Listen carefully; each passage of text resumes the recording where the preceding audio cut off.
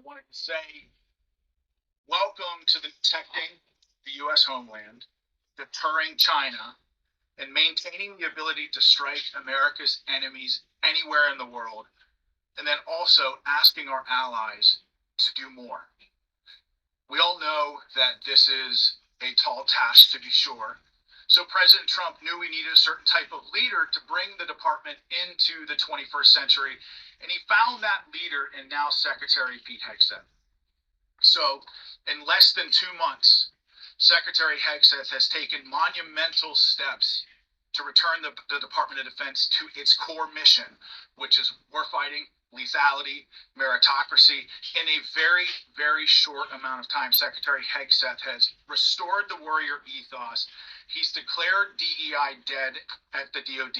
He's made the sovereignty of our borders a matter of national security.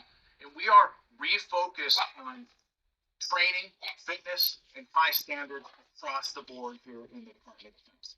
So before we get into our updates today, I just wanted to take this opportunity to say that this Department of Defense is committed to achieving our mission of maintaining the greatest fighting force the world has ever known, and returning the Department of Defense back to the American warfighter and making it more transparent to the American taxpayer.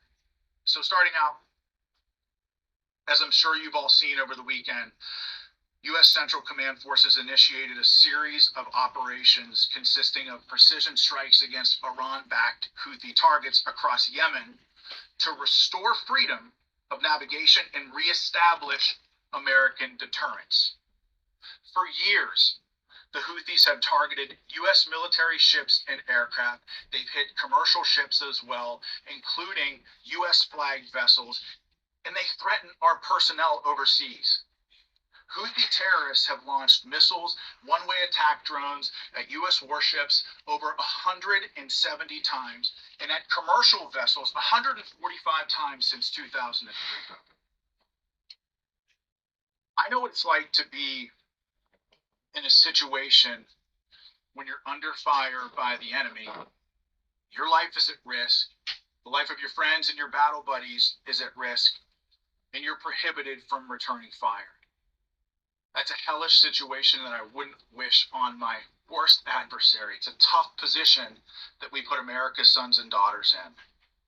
Under President Trump and Secretary Hegseth's leadership, we will defend our sons and daughters. If you shoot at American troops, there will be consequences. As President Trump and Secretary Hegseth have made clear, these actions by the Houthis will not be tolerated. In his first 2 days back at the White House, President Trump signed an order laying out a process to redesignate the Houthis as a foreign terrorist organization after the previous administration revoked their designation within weeks of taking office. Under the previous administration, America's enemies were emboldened and billions in frozen funds were unlocked for Iran. With President Trump and Secretary Hegseth's leadership, an era of peace through strength is back. We will use overwhelming lethal force until we have achieved our objective. With that said, and this is a very important point, this is also not an endless offensive. This is not about regime change in the Middle East. This is about putting American interests first. As I said over the weekend, there is a very clear end state to this operation. And that begins the moment that the Houthis pledge to stop attacking our ships and putting American lives at risk. Shifting focus to Africa, at the request of the federal government of Somalia, U.S. Africa Command Forces conducted collective self-defense airstrikes against Al-Shabaab on March 15th. The airstrikes occurred about 150 kilometers northeast of Mogadishu, Somalia, and AFRICOM's initial assessment is that enemy combatants were killed and that no civilians were injured or killed. And so U.S. forces will continue to partner with Somali armed forces to take the fight to these terrorists and degrade their ability to plan and conduct attacks that threaten the U.S. homeland, our forces, and civilians abroad. Now on to Homeland Defense. President Trump and Secretary Hegseth have been very, very clear that border security is national security. We spent decades defending foreign nations' borders while our own U.S. borders has been invaded by criminal illegal aliens, human smugglers, drug traffickers, and transnational gangs. The Department of Defense is proud to defend our homeland and the territorial sovereignty of the United States. Although we've seen a 93% decrease in illegal border crossings, we will not stop until we have 100% operational control of our southern border. And over the weekend, Joint Task Force Southern Border assumed the mission from Joint Task Force North and reached initial operating capacity. Additionally, U.S. Northern Command announced on Saturday that the Arleigh Burke-class guided missile destroyer, the USS Gravely, departed Naval Weapons Stations Yorktown for a scheduled deployment to the Gulf of America. We're actually making some history from the podium today. It's the first time we've recognized the Gulf of America in the Pentagon press briefing room, which is kind of cool. So it's not only vital for the United States to have control of our border via land, it's equally important to control our territorial waters. And this deployment directly supports U.S. Northern Command's mission to protect our sovereignty. And lastly, Secretary Hegseth spoke with Qatari Minister of State for Defense Affairs, His Excellency Sheikh Saud Al Thani, to discuss operations to eliminate the Houthi threat to American commerce and restore American freedom of navigation. The Secretary acknowledged Qatar's strong partnership in addressing shared security challenges across the region, including Syria and the Red Sea. And with that, I'll turn it over to my counterpart, Grinch, for some more opening comments on CENTCOM strikes. General. Okay, thank you, sir. Ladies and gentlemen, thanks for the opportunity to provide you a brief operational update on our operations against the Houthis. On Saturday, the 15th of March, shortly after 1 p.m. Eastern Time, at the direction of the President, U.S. Central Command began precision strike operations against the Houthis to restore freedom of navigation and American deterrence. The initial wave of strikes hit over 30 targets at multiple locations, degrading a variety of Houthi capabilities. These included terrorist training sites, unmanned aerial vehicle infrastructure, weapons manufacturing capabilities, and weapons storage facilities. It also included a number of command and control centers, including a terrorist compound where we know several senior Houthi unmanned aerial vehicle experts were located. On Sunday, strike operations continued against additional headquarters locations, weapons storage facilities, as well as detection capabilities that have been used to threaten maritime shipping in the past. Today, the operation continues, and it will continue in the coming days until we achieve the President's objectives. Thanks, and I look forward to your questions. And with that, in this very crowded briefing room, I'll take some of your questions, and the first I'll go to Logan from Newsmax. Sean, thank you for taking my question. This really is for both of you. Question about the Bashat, that's Iran's spy ship that has been directing the Houthis throughout this conflict. Is it still operating in support of the Houthis? If so, do you know where it is? General, turn it over to you to address that. Sure. We know that the Iranians have provided a variety of assistance to the Houthis over the years, including some suspected intelligence. We do know that some had previously come from the Bashat. The Bashat is not currently being used for those operations, but we do know that other vessels are contemplated for those sorts of operations, so we're watching very closely to see if they return to the AO. I would also say that, when you look at how the previous administration conducted business with Iran, they really empowered Iran to fund and export terror all around the world, whether it's with Hezbollah, Hamas, specifically with the Houthis.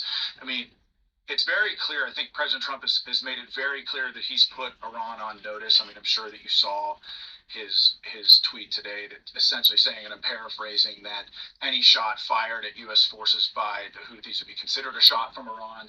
And this is the president showcasing leadership from the Oval Office, and frankly, bringing moral clarity back to the United States of America. We know who the enemies of this country are and the enemies of a free world are. And President Trump has put them on notice, as you saw with Iran this morning. But okay, Gabby. for taking my question. I wanted to run back to TPA and MS-13 deportations to El Salvador's terrorism confinement center. Do we anticipate to renew that partnership as it will conclude after 1 year? If yes, what does that look like from a cost perspective? And how is Guantanamo Bay factored into dealing with criminal aliens and terrorists, considering this new Pentagon is more focused on securing the border? Well, that's a great question. So I think part of your question about El Salvador should be referred to the State Department. But I'll say that the Department of Defense is proud to defend our homeland and our sovereignty in helping to deport transnational criminal organizations like Trend AI. We're proud to support that mission. I don't know, General, do you have anything to offer about Guantanamo Bay and our fourth posture there? Sure. I just had a couple of things for you, Gabby. We do continue to have a substantial presence at Guantanamo Bay to ensure that we're ready to receive any illegal aliens that the Department of Homeland Security would like to send there. We're monitoring their requirements closely, and we're in daily contact with them to make sure that we can meet them to the best of our ability. Tom? Sean, if Iranian ships are operational, start helping the Houthis, will they be targeted? And for the general, any sense of number of military casualties so far and civilian casualties in Yemen? That's a great question, General. You'll permit me to answer. Sure, go ahead. So I think that I certainly don't want to get out in front of the Commander-in-Chief and the Secretary as it pertains to clearance of strikes and who will be targeted. But I think the President's made very clear that all options are on the table. Yeah, Tom, just on your question of casualties, military casualties, we have some initial estimates. I hesitate to say what they are because they're very much estimates at this point, but I think in terms of dozens might be a safe overall characterization. Yeah, dozens of military casualties so far. But I really can't characterize it much better than that at this point. We'll learn more as we go. On the civilian casualty side, no indications of any civilian casualties. We, of course, have seen some of the accusations by the Houthis. We look at those closely when they do come in, but we have no credible indications of any civilian casualties. You know, and I'd like to add to what General Green said. Anytime you're close to an operation like this, having been, in combat front towards enemy before, the fog of war is a real thing. So before we announce something here from the podium, we're going to make sure that we get it right. And I think part of that is just taking the time to evaluate and doing a proper battle damage, BDA battle damage assessment, sensitive site exploitation. And frankly, that stuff just takes time. And so before we make any sort of those announcements, we're going to do a real hard look and make sure that we get it right before we announce it to you. Charlie from CBS. Changing the subject slightly. Is the DoD considering rescheduling the performance of young musicians in the Marine Band that was canceled because of the anti-DEI executive order? And in a broader sense, is there a concern that anti-DEI initiatives may have a negative impact on recruitment? Well, I think the President and the Secretary have been very clear on this, that anybody that says in the Department of Defense that diversity is our strength is frankly incorrect. Our shared purpose and unity are our strength. And I say this as somebody who led a combat platoon in Afghanistan that was probably the most diverse platoon that you could possibly imagine. We had blacks serving next to white, Christians serving next to atheists, Northerners next to Southerners, and yes, Democrats and Republicans in the very same foxhole. But the reason why we were so lethal in Afghanistan, and again, my platoon took an 85% casualty rate over 485 days. But part of the reason why we were able to accomplish the mission and the commander's intent was because we put aside our many differences as Americans. There were no hyphenated Americans with us in that isolated hilltop in the border region of Afghanistan. We were all just Americans. And really, when you talk about America's greatest strength, yes, we've got, as I'm sure the general can attest, yes, we've got lots of cool, sexy equipment and lots of exceptional military training. And I think it helps set us apart from everybody else. But what makes us exceptional fighters on the battlefield is our ability to put aside our many differences and unite under a common banner as Americans. I mean, for goodness sake, when we put aside our many differences as Americans, We went to the moon with less technology than many of you all have in your pockets and your cell phones right now. We're talking about a force that stormed the beaches of Normandy, scaled the cliffs at Point du Hoc, fought through hedgerows, and beat back the Nazi war machine and saved the world. And we put aside our many differences as Americans. And I know President Trump understands that our focus on unity and shared purpose is what makes us lethal, and so does Secretary Hegseth. So their guidance has been clear on this, and we're going to continue to focus on that guidance. The concert, are you thinking about rescheduling that? I don't think I'll have to take that question for you. I have an answer for you. We'll get back to you. Oh, let's go to the phones. I'm getting a signal. We should go to the phones. Okay, we got JJ Green on the line from WTOP. Hey, Sean, thank you for doing this. Question about Ukraine. Can you assess how the U.S. military, assess the status of U.S. military aid to Ukraine and the intelligence sharing, how that's going since it was disrupted maybe a week or so ago, and then restarted? What's being shared? What's being given? What's happening with that? Well, I can tell you that U.S. military aid to Ukraine has been turned back on, as well as intelligence sharing with our Ukrainian partners. But I'll tell you this.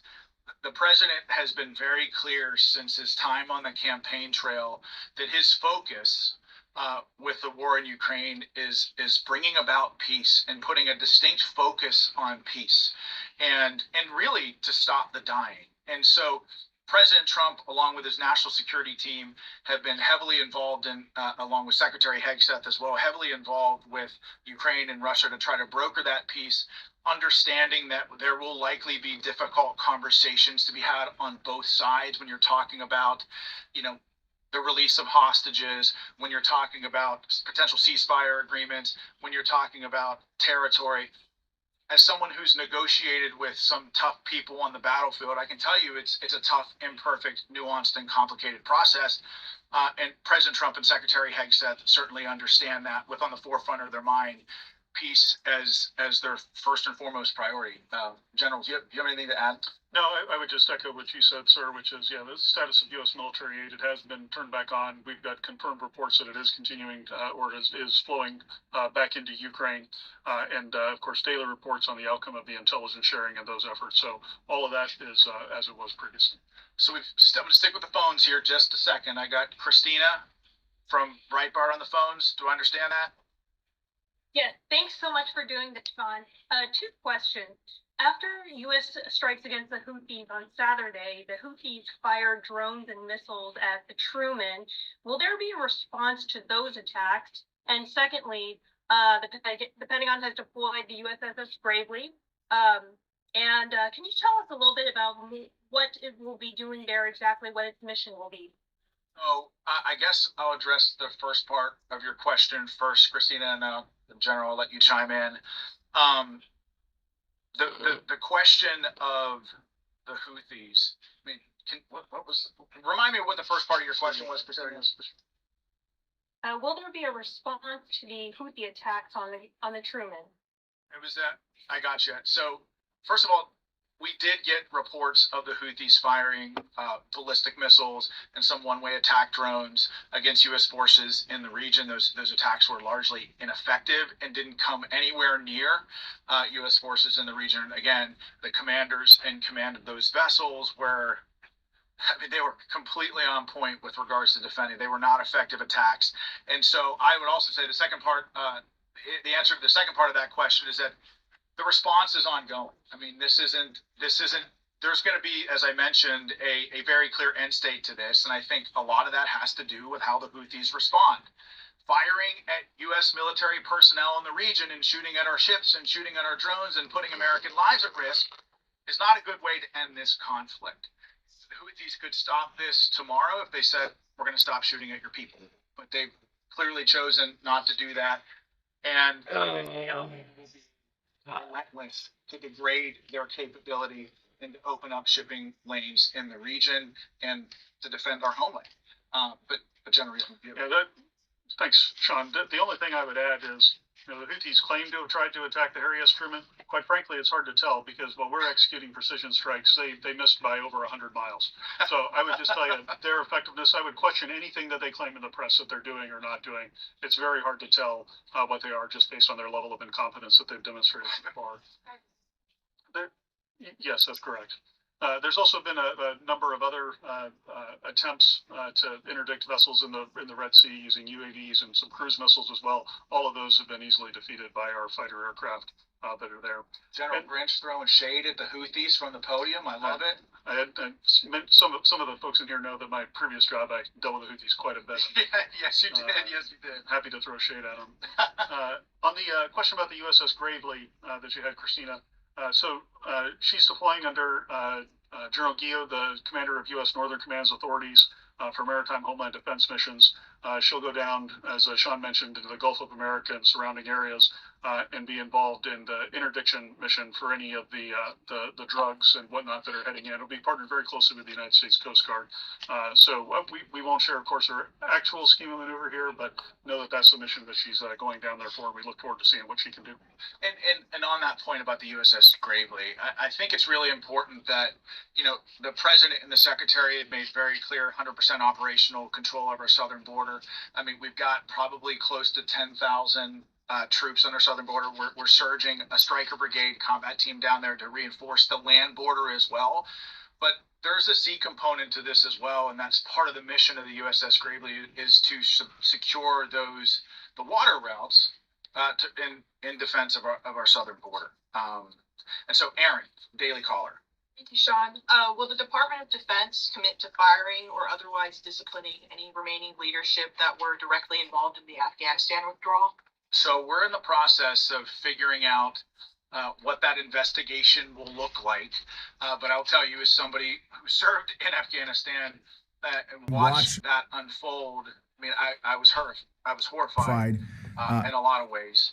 You think about how much time and blood and treasure and American life that was lost in Afghanistan over 20 years. You think about that for a second. I'm 43 years old. This country was at war in Afghanistan for 20 years. So almost half of my life, this country was at war in Afghanistan. And I personally watched, the men in my platoon, but also my larger brigade combat team, which was a part of the 10th Mountain Division, 3rd Brigade. We bled the ground red in Afghanistan, and I watched my men do extraordinary things in support of a grateful nation and in support of the mission there. And to watch Afghanistan be surrendered in the way that it was extremely difficult. And I think something that President Trump and Secretary Hegseth really understand is that when America makes a decision to get involved in any conflict, we have a moral obligation to have a clear-cut end state to what that operation looks like, a clear exit strategy to what that operation looks like, and to make sure that victory is clearly defined. And I think in Iraq and certainly in Afghanistan over the last 20-some years, I think maybe we've struggled a little bit with those finer points. But I'll say that the President Trump and Secretary Hegseth, they understand that when America gets involved in a fight, it's our job to also end that fight as fast as humanly possible because we have a moral obligation to win and win decisively. Otherwise, you're going to have an entire generation of American warriors wondering what the hell it was all for. And I know that every day I wake up and I draw breath, I think about the men who I served with, who were my friends, who never came home from that fight. I've lost 30 friends in my support of the Afghan war, 30. And you look yourself in the mirror, you ask yourself, what do we have to show for it? Not a whole lot. And so to your question of will people be held accountable? I think we have an obligation both to the American people and to the American warfighters who fought in Afghanistan to hold the leadership accountable in some way. Now, we don't know what that looks like right now, but to hold the leadership that was in charge of the Afghan withdrawal accountable. Because look, if you have a private that loses a sensitive item, that loses night vision goggles, that loses a weapon, you can bet that private is going to be held accountable. The same and equal standards must apply to senior military leaders. So I just want to follow up on what you just said. Sure. You said that, there needs to be a clear end state. And I know the goal is to have the Houthis stop their attacks, but what is the end state? What happens if the Houthis don't stop their attacks or don't agree to say they'll stop their attacks? It doesn't seem like there is a clear end state. That this could just go on and on. Well, in fairness, I mean, it's a great question, but in fairness, the operation's only been going on for 48 hours. And the president and secretary have been very clear on this, that the Houthis can determine when this ends. And until then, the campaign will be unrelenting until we, one, protect our homeland, and two, open up the shipping lanes there, so make sure that we have freedom of maneuver in that area. But General, you have something that. I mean, what I might add is, while we won't talk about it publicly, just know that there is a design to the operation. There are specific effects that we're trying to achieve, and there are specific targets that have been selected and approaches that we're taking in order to achieve the president's end state. So it isn't that we're just striking capabilities. There's an intent behind every strike and every target that we go after. What is you mentioned that this is not like it was before. So what is different about the targeting that you're doing this time that wasn't true under the Biden administration? Yeah, I give the short answer to that, but again, without going into too many operational details for security reasons. But it's a much broader set of targets that we've been able to action in this case.